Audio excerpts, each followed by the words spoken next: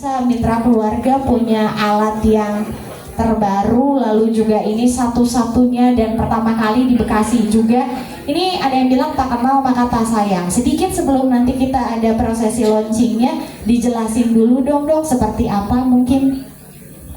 Jadi izin memperkenalkan diri, nama saya Satrio. Kebetulan memang mirip, ini beliau ini teman akrab saya. Jadi saya waktu pendidikan menempuh pendidikan konsultannya sama beliau. Jadi banyak yang penasaran sebetulnya memang total knee replacement itu apa sih sebetulnya. Jadi total knee replacement itu adalah sebuah prosedur medis untuk pergantian sendi lutut. Nah, sendi lutut apa sih yang harus diganti? Jadi sendi lutut yang sudah mengalami kerusakan. Jadi tulang rawan, jadi kalau kita analogikan seperti kita makan sop konro. Nah, konro itu kan kalau kita makan ada yang putihnya. Nah, yang putihnya itu persis tulang rawan. Memang ada di sapi, ada juga di kita. Nah, tulang rawan ini mengalami perusakan biasanya disebabkan oleh faktor penuaan. Nggak apa-apa ya, ada intro panjang dulu biar ini. Jadi penuaan, jadi faktor usia. Siapa sih orang-orang yang mengalami resiko ini? Jadi kalau berdasarkan literatur, usia 50 tahun ke atas, perempuan 18%, laki-laki 12%. Berat badannya berlebih, naik lagi resikonya jadi 30%. Jadi suatu kewajaran kalau ibu ketemu teman-teman ibu di pengajian atau di tempat arisan, 1-10 orang perempuan punya keluhan 4 orang dengan lutut yang sakit. Jadi wajar saling sakit lutut karena memang faktor usianya sudah mendekati. Nah, ini adalah suatu hal yang wajar. Tidak semua dioperasi, itu yang harus dipahami dulu. Jadi tidak semua yang namanya nyeri lutut atau radang sendi atau osteoartritis itu dioperasi. Jadi ada tahapannya, ada 1, 2, 3, dan 4. Nah, kapan sih yang kita lakukan tindakan pergantian sendi lutut? Jadi pergantian sendi lutut ini dilakukan jika pasiennya sudah tidak mampu berjalan 100-200 meter. Jadi ibu nilai diri sendiri, oh saya kalau keluar rumah saya 200 meter sakit lutut saya, terus ibu minum obat tidak membaik. Nah, itu juga merupakan salah satu indikasi. Kedua, kalau terjadi kelainan bentuk kaki, jadi ibu dulu sadar, oh waktu saya muda kakinya lurus mulus gitu ya, tiba-tiba kok makin tua saya kakinya makin bengkok, jadi O atau X. Itu juga merupakan suatu indikasi tapi yang relatif, jadi boleh dikerjakan, boleh tidak. Yang paling penting adalah jika dilakukan tindakan konservatif. Jadi konservatif itu seperti apa? Jadi dengan bantuan dokter Belinda, di fisioterapi, kita kasih obat, kita lakukan injeksi. Injeksinya juga ada macam-macam. Ada yang kita suntik steroid. Steroid itu obat anti radang. Terus kalau orang awam suka bilangnya apa? Ganti oli. Ganti oli itu adalah cairan sendi sintetis namanya hyaluronic acid, yang dibilangnya tiap 6 bulan kita suntik terus sampai keluhannya hilang. Nah, yang ketiga adalah yang lagi ngetren sekarang, stem cell. Jadi pakai sel puncak, jadi sel puncaknya dimasukin ke lutut.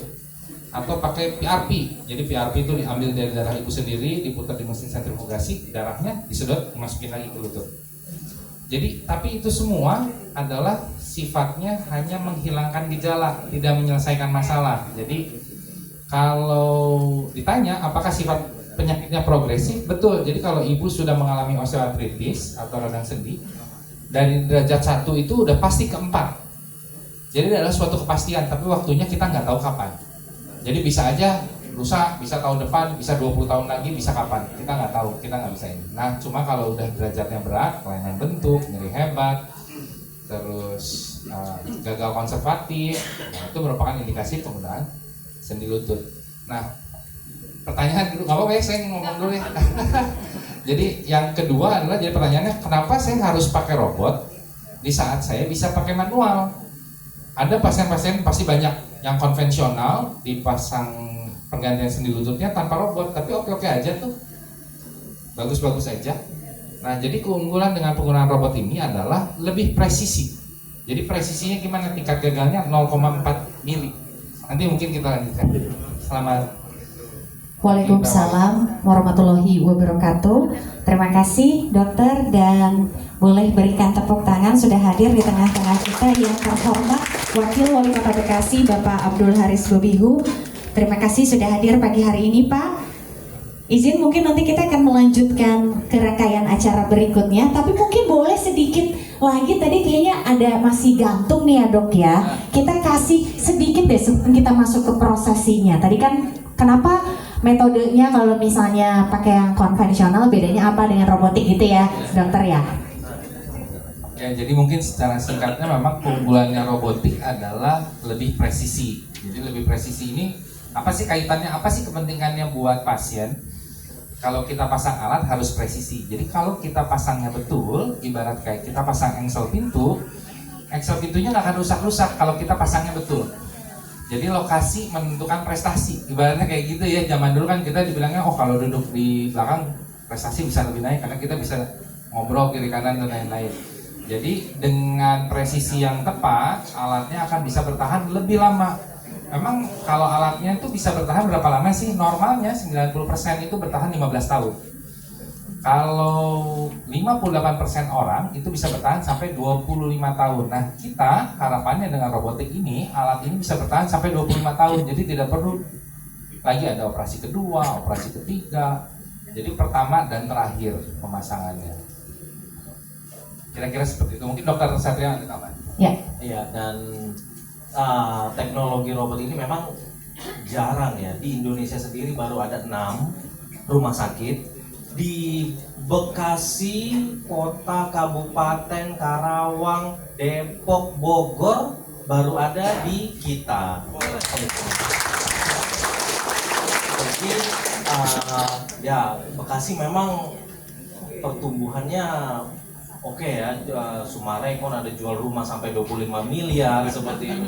Jadi ternyata Bekasi ini banyak sultan ternyata. Jadi tidak perlu lagi berobat ke luar negeri, ke Pineng yang orang bilang itu dengan harga yang lebih murah daripada Pineng, kualitas yang lebih baik, ya silahkan datang ke Bekasi. Terima kasih. Terima kasih. Jadi nggak perlu lagi repot-repot ke Pineng. Ngapain repot-repot ke luar negeri, bisa tinggal datang aja ke Bekasi, begitu ya? Siap dokter. Nanti kita lanjutin lagi. Mungkin kalau misalnya bapak dan ibu di sini juga punya pertanyaan, mau nanya sama dokter Satrio, dokter Satria, sama dokter Belinda atau sama dokter Nyoman, karena sekali lagi ini kerjanya adalah kerja sama tim. Jadi nanti kita akan kupas tuntas lagi. Punya pertanyaan silahkan disiapkan. Nanti akan ada sesinya khusus. Dan sekarang kita akan masuk ke prosesi. Ini adalah sebuah prosesi yang tadi sudah disampaikan juga bahwa ini alatnya hanya ada 6, begitu ya dok ya? 6, dan ini merupakan yang pertama dan satu-satunya di Kota Bekasi, di Rumah Sakit Mitra Keluarga Bekasi Timur. Dan kami akan mengundang dengan hormat Bapak Wakil Wali Kota Bekasi. Mohon izin Pak untuk dapat bergabung, Dokter Arina, lalu juga Kadinkes Kota Bekasi, Dr. Yudis, Dr. Satrio, Dr. Satria, lalu Dr. Belinda dan Dr. Nyoman. Kita akan masuk ke prosesi untuk penekanan tombol.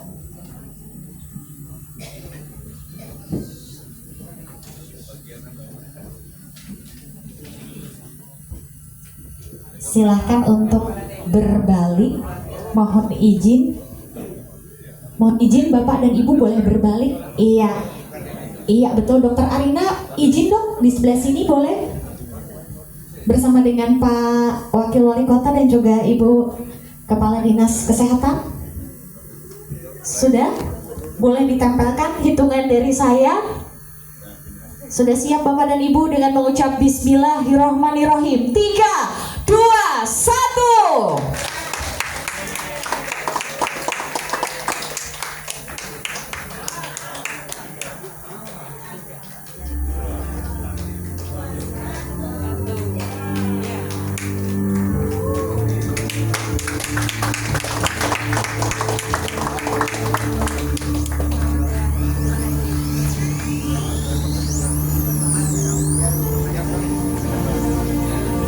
Mohon berada di atas panggung sambil menyaksikan bagaimana perjalanan dan juga cara kerja dari Valis. Siapkan diri untuk operasi penggantian lutut.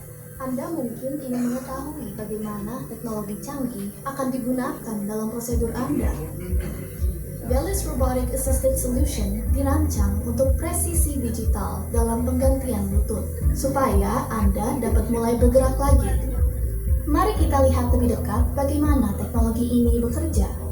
Sistem ini mencakup perangkat bantuan bedah robotik, kamera kecepatan tinggi, pelacak optik, dan layar data yang dirancang untuk membantu dokter bedah mencapai tingkat presisi tertinggi. Dengan Velis Robotik ini, dokter bedah mengendalikan seluruh prosedur. Perangkat ini tidak bergerak atau beroperasi sendiri. Dokter bedah Anda akan memulai prosedur dengan membuat sayatan di lutut Anda. Selanjutnya, mereka akan memasang pelacak ke lutut Anda yang bekerja dengan kamera untuk mendapatkan informasi yang dibutuhkan untuk melakukan prosedur Anda. Dari informasi ini, dokter bedah membuat model 3D lutut Anda. Dokter bedah Anda akan menggerakkan kaki Anda maju mundur untuk menguji fungsi lutut. Ini akan membantu mengevaluasi penyelarasan penuh kaki Anda dan ketegangan jaringan lunak. Selama prosedur Anda, dokter bedah Anda terus mengumpulkan data terkait lutut Anda untuk membantu mereka melakukan operasi penggantian lutut yang presisi dan dipersonalisasi sesuai dengan anatomi spesifik Anda. Proses ini membantu dokter bedah Anda mengoptimalkan hasil menggunakan data yang unik untuk Anda. Dirancang untuk presisi, teknologi canggih ini dapat membantu dokter bedah Anda memvisualisasikan dan memprediksi stabilitas sendi lutut Anda, menentukan ukuran implan yang sesuai, dan melakukan restorasi lutut yang sangat akurat. Untuk memulihkan lutut Anda, dokter bedah akan mengendalikan perangkat robotik untuk mengangkat tulang dan jaringan lunak yang rusak di lutut Anda, memastikan itu sesuai dengan rencana bedah. Teknologi software pada Velis membantu untuk memverifikasi agar lutut Anda selaras dan seimbang setelah operasi. Implan dipasang, dan dokter bedah Anda akan memeriksa rentang gerak lutut Anda. Setelah itu, dokter bedah Anda akan melepas pelacak dan menutup area sayatan. Setelah operasi selesai, tim perawatan Anda akan membantu Anda menyusun rencana pemulihan pasca operasi. Untuk informasi lebih lanjut, tanyakan kepada dokter bedah Anda bagaimana Velis Robotic Assisted Solution dapat membantu Anda mulai bergerak lagi.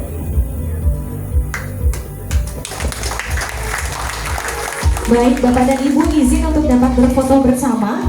Boleh untuk foto dulu dong? Ya. Bapak dan Ibu tadi sudah dilihat juga seperti apa perkenalannya Velis ini. Nanti kita akan ngobrol-ngobrol lagi.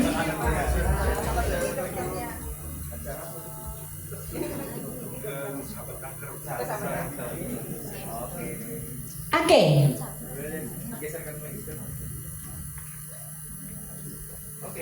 Cukup? Posisinya 3, 2, 1.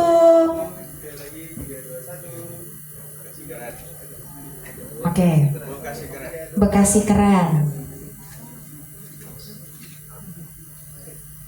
Terima kasih banyak. Terima kasih.